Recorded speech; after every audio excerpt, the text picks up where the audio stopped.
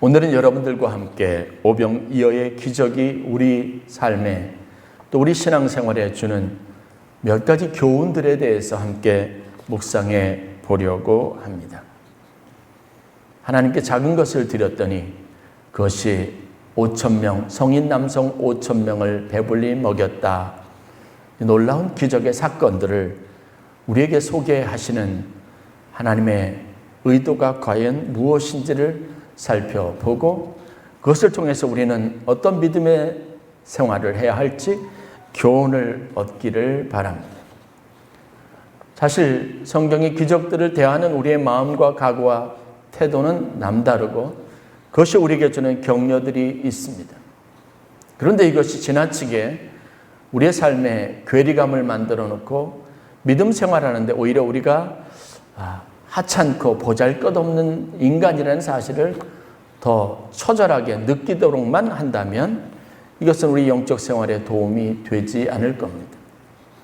하나님은 기적 사건을 통해서 우리에게 아주 중요한 것을 깨닫게 하길 원하시고 그 일을 위해서 하나님은 우리들이 일꾼으로 일어나도록 원하시고 계획하신다는 것을 알아야 합니다. 성경의 교훈들, 특별히 오병이어의 기적을 오늘 여러분들의 마음속에 다시 한번 중요한 성경의 메시지로 담으시고 여러분들이 그것을 통해서 신앙생활에 새로운 도전을 얻는 축복이 있기를 간절히 축원합니다. 오병이어의 기적 사건은 첫 번째 우리에게 그리스도인들은 남을 불쌍히 여기는 마음을 품고 사는 사람들이어야 한다는 교훈을 줍니다. 남을 불쌍히 여기는 마음이 신앙생활에서 얼마나 중요한 감정인지를 우리가 깨달을 수 있어야 합니다. 안타까워하고 불쌍히 여기는 마음은 역사적으로 기독교 선교의 씨앗이 되었습니다. 복음을 전도하는 일에 중요한 출발점이 되었습니다. 그리고 우리가 힘써서 남을 위해서 봉사하고 섬기고 또 희생하도록 하게 하는 아주 중요한 근간이 되었습니다. 나와 전혀 상관없는 사람들을 바라볼 때 안타까워하고 그들을 돕고 싶어하는 마음을 갖게 하는 것. 그것이 하나님이 주신 마음이라고 믿어져서 여러분 우리가 낯선 사람들에게 다가가 그들을 돕고자 손을 내밀고 우리의 발걸음을 옮기는 결단을 하게 됩니다. 이 마음은 하나님의 역사를 일으키는 가장 중요한 근간이 됩니다. 그래서 이 일에 우리가 정직하게 반응하고 우리 마음에 주시는 감동과 이웃을 불쌍하고 긍휼하게 여기는 마음들을 우리에게 소중한 하나님 주신 선물이라고 여길 수 있어야 합니다. 예수님이 오시는 사건들을 두고 사가랴가 예언했던 말씀이 누가복음 1장 78절부터 79절에 다음과 같이 기록이 되어져 있습니다. 이는 하나님의 긍휼로 인함이라. 이로써 돋는 해가 위로부터 우리에게 임하여 어둠과 죽음의 그늘에 앉은 자에게 비치고 우리 발을 평강의 길로 인도하시리로다. 예수님이 오시는 것을 빛에 비유했습니다.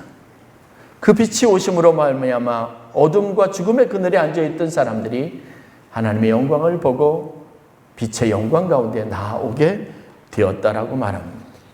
마찬가지로 오늘날 우리도 이 땅에서 하나님의 영광을 드러내고 빛의 영광을 가지고 어둠과 그늘 가운데 있는 사람들에 다가가 빛의 영광을 드러내는 믿음의 사람들이 되어야 합니다.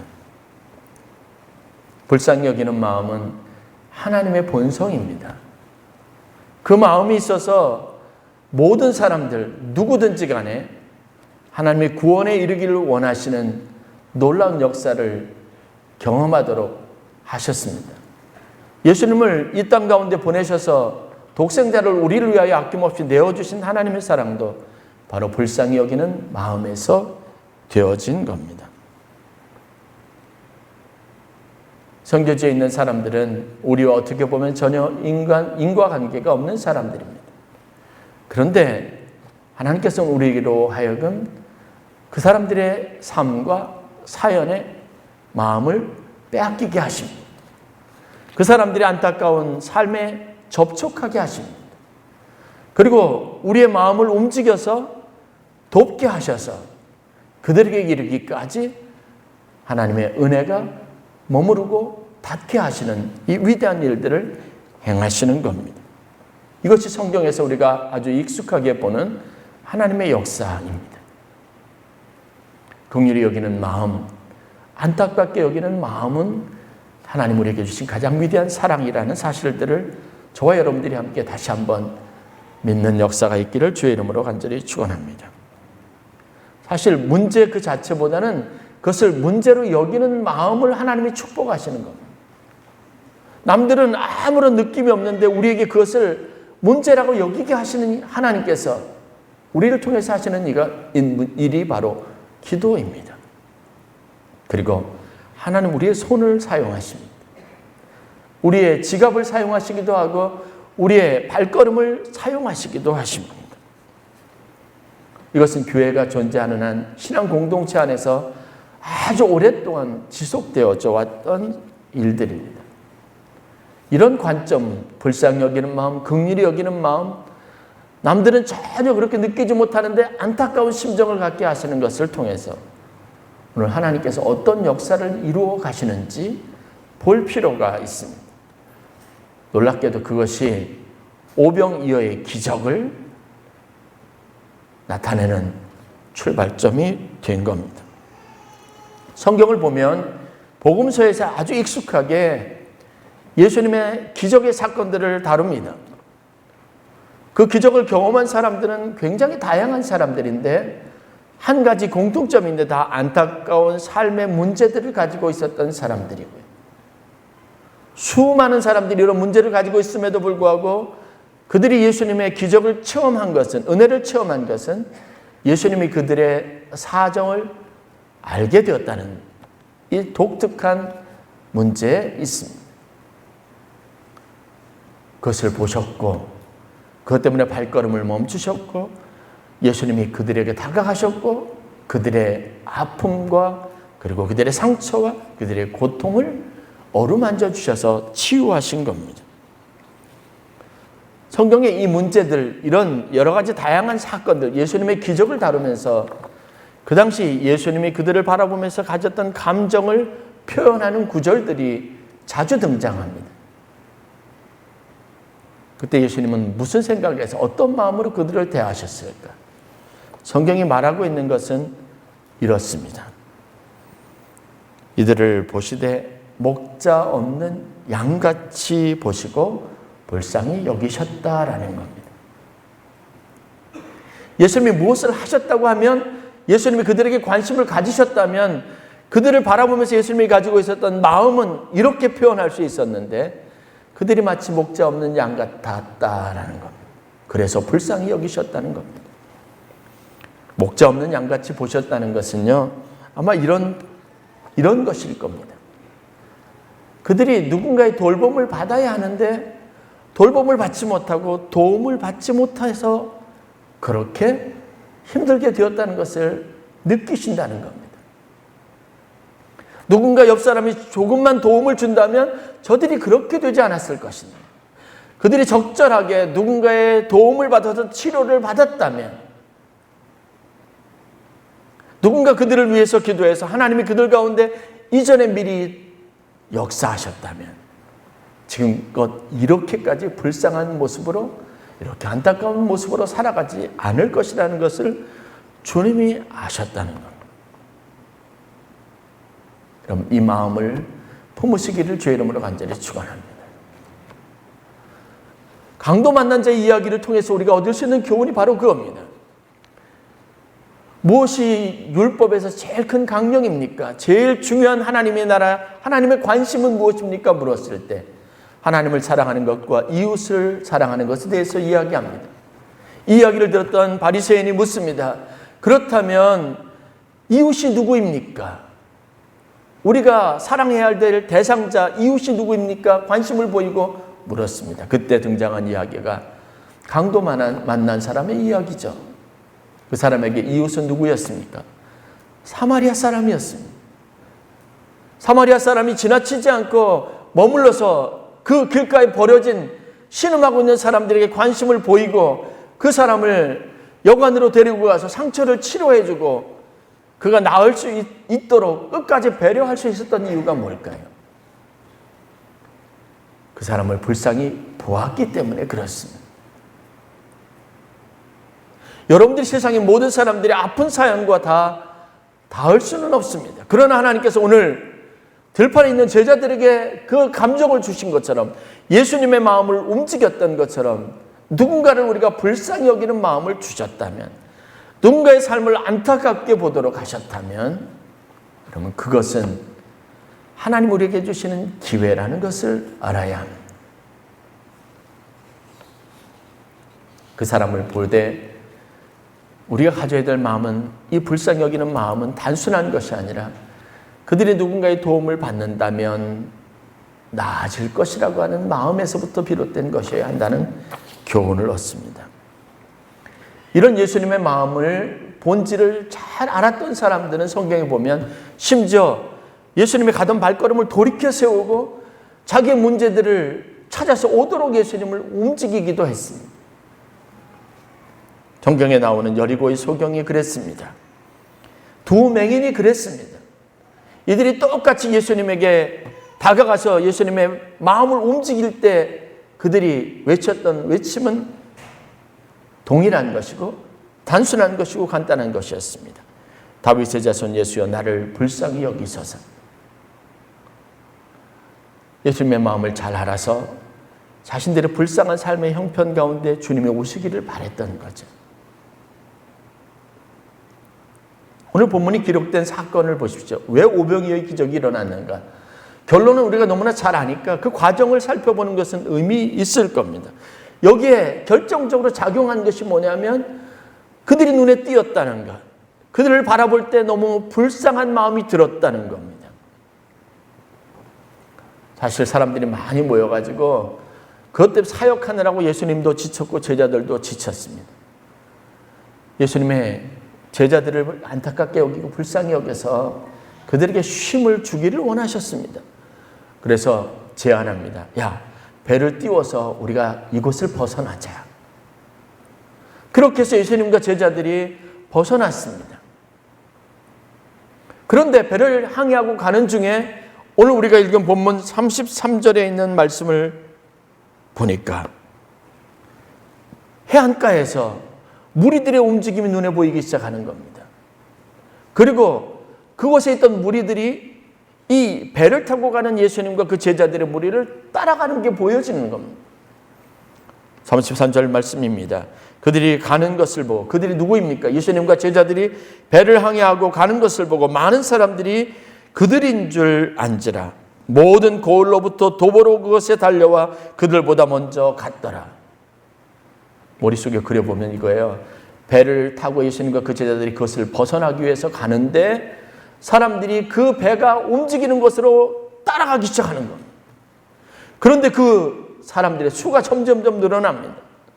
그들이 거쳐가는 마을에서 사람들이 더 불어나기 시작하고 그 배를 쫓아서 예수님과 제자들을 만나기 위해서 도움을 얻기 위해서 사람들이 무리를 지어서 쫓아가고 달려가는데 그 무리가 굉장히 커진 겁니다. 34절 말씀입니다. 그 큰 무리를 보시고 예수님께서 그 목자 없는 양 같음을 인하여 불쌍히 여기사 이에 여러 가지로 가르치셨다.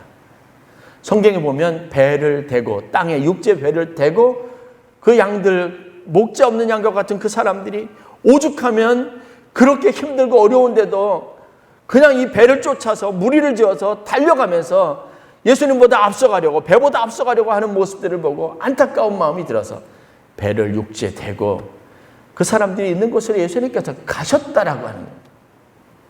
쉬려고 하는 의도, 이들로부터 어찌하든 벗어나 보려고 했던 예수님의 마음과 제자들의 의도가 민망하게 된 거죠. 결국은 다시 사역을 시작하게 된 겁니다. 그렇게 해서 모여든 무리가 한 빈 들에 모여진 이 많은 규모의 무리들이 되었고 거기에서 예수님은 쉬지 않고 계속해서 사역합니다. 쉴 수 없는 마음, 그래서 다시 용기를 내고 힘을 내서 사역할 수밖에 없었던 마음, 그게 바로 불쌍히 여기는 마음입니다. 우리가 기도할 때 자나깨나 어제나 오늘도 밤이나 낮이나 주님은 쉬지 않고 일하십니다. 하나님은 일하십니다. 왜요? 너무나 불쌍한 사람들이 많이 있으니까요. 이것이 사역의 시작이 되었습니다. 이것이 기적의 은총의 시작이 되었습니다. 여러분, 그리스도인으로 우리는 하나님이 불쌍히 여기게 하시는 마음을 소중하게 여기는 은혜가 있기를 주의 이름으로 간절히 축원합니다. 이 마음이 선교이고, 이 마음이 전도이고, 이 마음이 희생이고 섬김과 봉사와 나눔입니다. 이것이 그리스도인으로 하나님이 우리에게 주시는 은혜의 선물인 것을 믿으시길 주의 이름으로 간절히 축원합니다. 아무나에게 주시는 마음이 아닙니다. 유독 나에게 그 사람이 안타까워지게 만드는 것을 소중하게 여겨야 합니다. 이것을 기회로 여기는 마음이 있기를 간절히 축원합니다. 두 번째, 이 이야기가 우리에게 주시는 교훈이 있습니다. 그 마음을 주셨다면 믿음으로 행하라는 겁니다. 무엇인가 하라는 겁니다. 다른 사람이 아니라 바로 여러분이 그 마음을 받은 사람이 하나님 앞에 순종하고 하나님 앞에 믿음으로 순종하며 실천하라는 겁니다. 그런데 여기에서 우리가 한 가지 생각해야 돼요. 실천하는데 아주 중요한 깨달음이 필요합니다. 어떻게 우리가 그 사람을 도울 수 있으며 어떻게 우리가 믿음으로 순종할 수 있는가? 방법에 관련된 겁니다. 그냥 막연하고 당연한 진리를 붙잡으라는 이야기가 아니라 오늘 본문은 우리가 믿음으로 순종할 때 어떻게 하는지 그 방법을 제시하고 있기 때문에 이 이야기가 가치가 있습니다. 믿는 사람이 사랑해야 하는 것은 당연하고 용서해야 하는 것도 당연합니다. 이웃을 볼 때 이웃의 아픈 마음을 헤아리고 돕는 것은 당연한 일입니다. 그런데 그렇게 하기가 현실적으로 참 어렵습니다. 근데 왜 어려운지를 돌아보아야 합니다. 오늘 이야기를 자세히 살펴볼 때 아주 중요한 깨달음을 얻을 수 있습니다. 빈들에서 제자들이 지금 예수님과 함께 사역을 열심히 하고 있습니다. 그런데 제자들이 사역을 막 하다 보니까 날이 어두워지는 것을 알았습니다.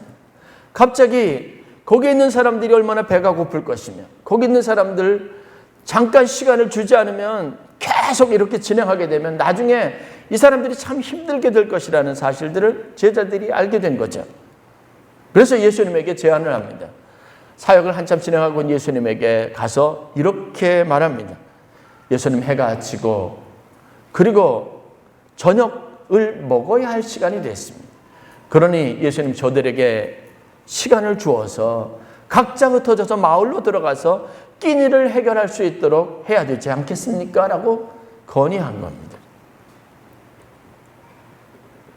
제자들이 배려하는 마음을 보인 거죠. 그때 예수님께서 제자들이 전혀 생각하지 못했던 말씀을 하십니다. 그렇게 생각하냐? 그렇다면 너희가 저들에게 먹을 것을 주어라. 이 이야기는 당황스러운 이야기가 될 수 있고 우리가 때로는 참 부담스럽게 받아들이는 이야기입니다. 왜냐? 그건 내가 할 수 있는 영역을 벗어난 일이기 때문에 그렇습니다. 내가 저들을 먹어서 저들이 저녁거리를 해결할 수 있다는 걸 알았다면, 그럴 수 있었다면 예수님에게 이야기하지도 않았을 겁니다. 그게 걱정이 되지도 않았을 겁니다. 왜냐? 쉽게 해결될 일이니까요. 문제도 아닌 겁니다. 그런데 제자들이 문제의식을 가진 것은 뭐냐면 우리가 도저히 이 사람들을 먹일 수 없고 그 사람들은 스스로 여기에서 빈들에서 먹을 끼니를 해결할 수 없었습니다. 유일한 방법이 있다면 마을로 흩어져서 먹을 것을 찾고 그들이 끼니를 해결하는 방법 외에는 없던 겁니다. 우리는 가장 현명하고 좋은 방법을 찾아서 말하고 우리가 하나님 앞에 받은 이 마음, 그것을 해결할 수 있는 여러 가지 다양한 방법들을 찾아서 무엇인가 하려고 하지만 주님은 그것보다 더 근본적으로 우리에게 네가 불쌍히 여기는 마음을 가지고 있다면 그 마음을 가지고 그 문제를 해결하도록 내가 무엇이든지 하도록 하라는 겁니다. 여자들이 이렇게 말하죠. 주님, 200데나리온이라고 하는 엄청난 돈을 가지고 있어도 여러분 이 사람들의 끼니를 우리가 해결해 줄 수 없습니다. 이 이야기는 아무리 큰 부자라고 해도 아무리 큰 기업과 아니면 농장을 소유한 사람이고 현금을 아무리 많이 가지고 있는 사람이라도 심지어는 빵가게 사장이라고 할지라도 이 많은 무리들을 먹일 방법은 없습니다. 이건 우리가 해야 할 일이 아니라 이 사람들이 각자 해결해야 될 문제라고 말하는 겁니다. 합리적인 이야기고 그럴듯한 이야기입니다. 그런데 이 이야기를 하면서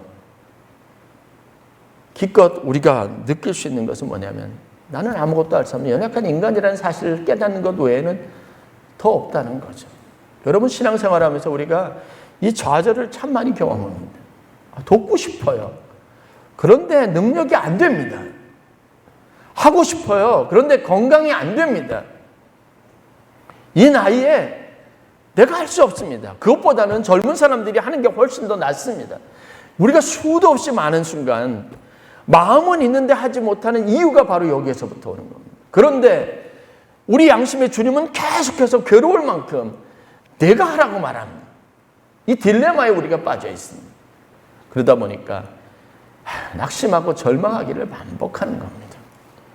그런데 왜 주님은 우리에게 하라고, 내가 하라고 말씀하실까요?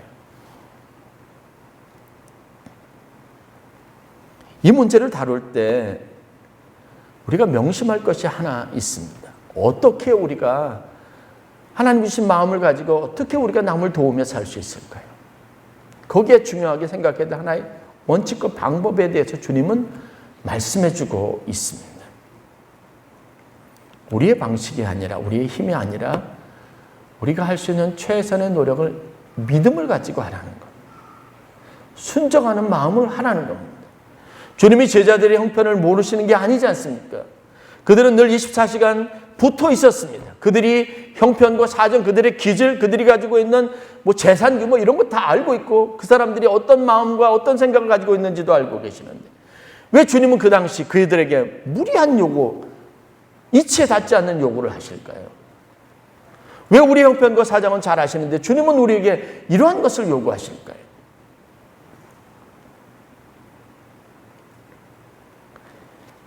주님은 우리에게 단지 요구하시는 게 이 일이 내가 할 수 있는 헌신으로 하나님 앞에 충분히 할 수 있는 일이라는 믿음을 갖기를 원하시는 겁니다. 믿음을 가지고 영적 상상력으로 해야 되는 겁니다. 이 일을 하시는 이가 누구예요? 하나님이십니다. 코로나가 터지기 전에 저희가 캄보디아에서 오래된 기숙사를 싹 리모델링하고 거기에 가구들을 사주고 식탁과 테이블을 다 교체해주는 일을 했습니다. 여러분 그것에 드는 비용이 대략 500만 원 정도 비용이 들었는데 그 비용이 누가 한 사람이 헌금해서 된 거 아닙니다.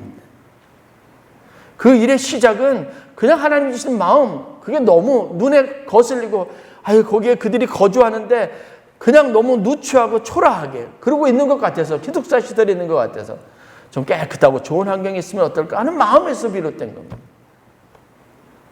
그래서 바자회를 했습니다. 여러분들이 가지고 있는 옷을 내놨습니다. 그 옷이 하나의 가격이 제일 비싼 게 5,000원 이상을 받지 못했어요. 새 것도 그렇습니다. 자, 1,000원. 어떤 사람에게 2장, 3장 가지고 가면 1,000원을 받고 여성교회가 수고해서 했습니다. 간장을 달여서 만들고 여러 가지 노력들을 했습니다. 그게 하나하나 개체로 보면 별것 아닌 것 같은 수고들인데 그게 여러분 그런 결실을 가져왔습니다. 우리가 이 돈이 언제 어떻게 얼마나 모여야 될까 이거 계산해서 된 일이 아니라 그냥 한 사람 한 사람이 자발적으로 그래 내가 그것을 좀 도와야 되겠다고 해서 여러분들 집에 있는 물건을 내놓고 옷가지를 내놓고 수고하고 그렇게 해서 되어진 일입니다. 믿음으로 하는 일이죠. 내 능력과 내 방식, 내가 할 수 있는 범위 안에서 그 상상력과 그 계산을 가지고 한 일은 아닙니다. 7월 13일 날 저희가 서울역 노숙자들을 봉사를 합니다. 처음에 일을 시작할 때 예산 규모를 따지면 1년에 이 중단된 사역을 다시 하려면 5천만 원에서 6천만 원이나 되는 예산이 필요한데요. 연회 예산으로 이걸 어디서 끌어올 방법이 없습니다. 그래서 감독님이 제안한 게 우리 광림교회에서 10번 할 테니까 감리사님들이 각 지방에서 교회들이 좀 40번 나눠서 좀 해달라고 부탁을 한 겁니다. 그래서 제가 그 회의하다가 제일 먼저 저희 지방에서 4개 하겠습니다. 그냥 저는 믿음으로 했습니다. 그렇게 해서 여기저기 지방에서 감리사님들이 이야기해서 2달도 안 돼서 52개가 다 채워졌습니다. 예산을 가지고 하려면 어림도 없는 일이에요. 제가 저희 지방에 있는 교회들에게 목사님들에게 부탁했더니 아무도 거절하시는 분이 없어요. 임마누엘 교회, 하늘산성교회, 분일교회, 저희 교회 4교회에서 뭐 다른 사람은 하겠다는 뭐 신청 들어오기도 전에 이미 얘기 끊어자마자 다 나누어졌습니다. 이것도 지방 예산으로 400만 원, 500만 원 드리려면 어려운 일이에요. 지금 제자들은 그런 익숙한 방식과 계산에 때문에 갑자기 숨이 막힌 거니까 이건 우리가 할 일이 아니다. 그래서 예수님에게 제안한 겁니다. 근데 예수님은요, 너희들이 하라고 하지 않습니다. 우리가 순종하는 것은 그래서 필요한 일인데 그 방법을 아는 것이 중요합니다. 사도행전 3장에 제9시기도 시간이 돼서 베드로와 요한이 성전으로 올라가는 이야기가 기록이 되어져 있습니다. 그들이 성전으로 올라갈 때 그 타이밍, 그 시간, 그 순간은 이전과는 좀 다른 의미를 가졌습니다. 왜냐? 그들이 성령 충만함을 받았던 거예요. 그들이 올라가는 길에 성전에 앉아있는 안진뱅이, 나면서부터 안진뱅이가 된 사람이 있는데 이 사람은 어려서부터 그렇게 돼서 성전에서 구걸하면서 계속 하루하루 살았던 사람입니다. 다시 말해서 그들은 하루에 4번, 5번 기도하러 올라갈 때 늘 거기에 있었던 사람인데 그 사람이 마침 베드로와 요한에게 도와달라고 구걸한 겁니다. 그런데 이 베드로와 요한이 다른 때와 다르게 그 안진뱅이를 보았습니다. 주목하여 보았다. 이렇게 성경이 기록하고 있거든요. 그리고 베드로와 요한이 이 안진뱅이에게 달려가서 이전과는 전혀 다른 믿음과 영적 상상력을 동원해서 한 일이 성경이 기록이 되어져 있습니다. 얼마를 도와줄까 그런 마음이 없었습니다. 내 주머니에 있는 사정을 생각하지도 않았습니다. 내가 지나쳐도 다른 사람이 도와줄 것이라는 익숙한 방식의 과거의 방식이 그것은 없었습니다. 성령 충만해서 베드로가 한 일이 무엇인 줄 아십니까? 다가가서 그 안진뱅이에게 이렇게 말합니다. 은과 금은 내게 없거니와 내게 있는 이것을 내게 주노니 나사렛 예수 그리스도 이름으로 일어나 걸으라. 그는 그가 가지고 있는 어떤 능력으로 무엇을 항상 해야 된다는 생각이 있어서 머뭇거리고 주저하고 그냥 지나가기를 반복했던 그 길에서 이제는 성령 충만했고 예수 그리스도의 권세와 그 이름의 능력을 경험했습니다. 그리고 그것을 그에게 주었습니다. 오른손을 내밀었고 그를 이렇게 세웠습니다. 기적과 같은 일이 일어났죠. 이 소식을 듣고 사람들이 여기저기 사방에서 모여듭니다. 그리고 베드로에게서 그 신비한 능력이 일어난 것을 보고 베드로를 그냥 우러러보기 시작하는 겁니다. 그때 베드로가 사도행전 3장 12절과 16절 이어지는 말씀에 보면 이렇게 그들에게 향해서 말합니다. 오늘 우리가 관심을 가지고 주의하여 볼 말씀입니다. 이스라엘 사람들아, 이 일을 왜 놀랍게 여기느냐? 우리 개인의 권능과 경건으로 이 사람을 걷게 한 것처럼 왜 우리를 주목하느냐? 그리고 예수에 대해서 설명을 합니다. 그리고 그 말미에 이렇게 고백합니다. 예수 그 이름을 믿음으로 그 이름이 너희가 보고하는 이 사람을 성하게 하였나니 예수로 말미암아 난 믿음이 너희 모든 사람 앞에서 이같이 완전히 낫게 하였느니라. 여러분 왜 염려하십니까? 누가 아파서 누워있는 것이 가슴 아프다면 여러분, 여러분의 능력이 그 사람을 치유할 방법은 없습니다. 현실적으로도 불가능합니다. 그렇다면 여러분, 우리가 그 마음을 하나님이 주셨다면 기도해야 합니다. 예수 그리스도 이름의 능력으로 그 사람의 이웃이 되어야 합니다.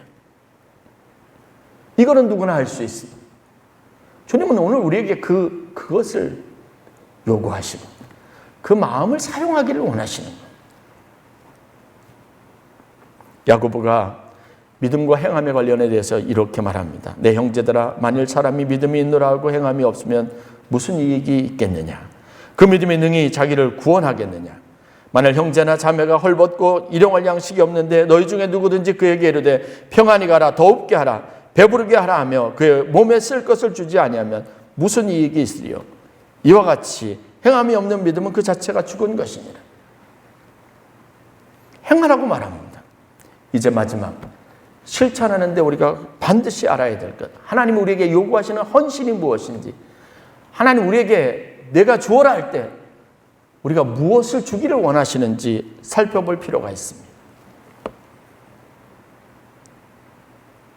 결론을 보십시오. 그렇게 말하고 난 다음에 그 들에 있는 사람들이 다 배불리 먹었습니다. 남았습니다.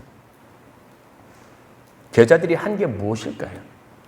제자들이 무엇이 있었습니까? 너희가 먹을 것을 주어라 라고 말했을 때 그들에게 수중에 있는 것이 있었습니까? 어떻게 보면 제자들이 공헌한 거는 아무것도 없을 수 있어요. 그들이 사람 사이를 헤집고 다니면서 무언가 먹을 것이 있는지 찾은 노력만 했을 뿐입니다. 더 중요한 공헌은 어떻게 보면 아무것도 모르고 있다가 자기가 먹을 것을 있는 것을 알고 달라고 했던, 그래서 빼앗겼던 아이일 수 있습니다. 그런데 여러분, 우리가 그와 같을 수 있어요.